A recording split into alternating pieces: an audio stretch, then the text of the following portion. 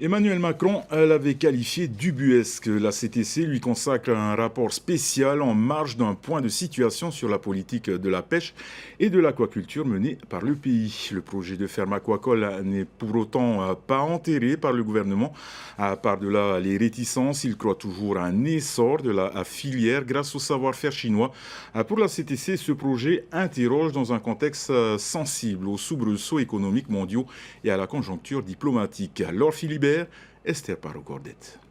Quel avenir pour la ferme aquacole de Ho? Les déclarations du président de la République lors de son allocution à la présidence exprimaient de fortes réticences. Je vois parfois des projets,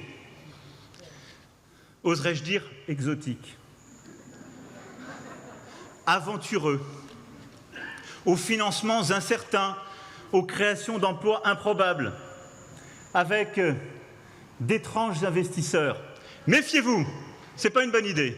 Hier, un rapport de la Chambre territoriale des comptes sur cette ferme aquacole a fait état d'un certain nombre d'interrogations. La CTC s'était déjà penchée à 2 reprises sur ce projet, un programme d'investissement évalué à 32 milliards de francs et générateur d'1 millier d'emplois. S'il est porteur d'espoir pour Ho, qui peine à se reconvertir, la CTC souligne qu'il s'agit d'un projet hors norme dans le Pacifique Sud, avec une production annuelle attendue de 50 000 tonnes de poissons.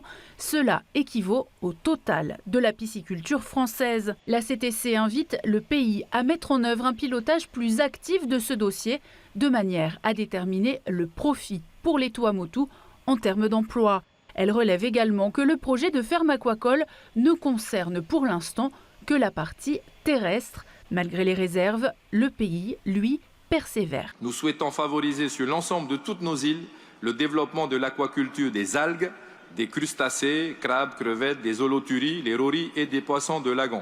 C'est pourquoi le projet TNOF à Ho, centré sur la reproduction et l'élevage des fameux tonous, nous a apparu comme un bon projet, d'autant que l'investisseur chinois identifié dispose d'une expertise éprouvée et reconnue internationalement.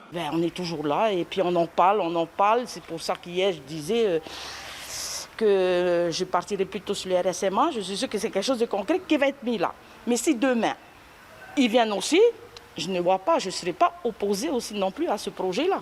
Mais il semble que le pays redoute surtout les conséquences d'un retour en arrière. M. Wang Sheng souhaite bien évidemment poursuivre son projet. Mais il nous a aussi précisé que si le pays ou l'État s'oppose directement ou indirectement à sa réalisation, il en tirera les conséquences.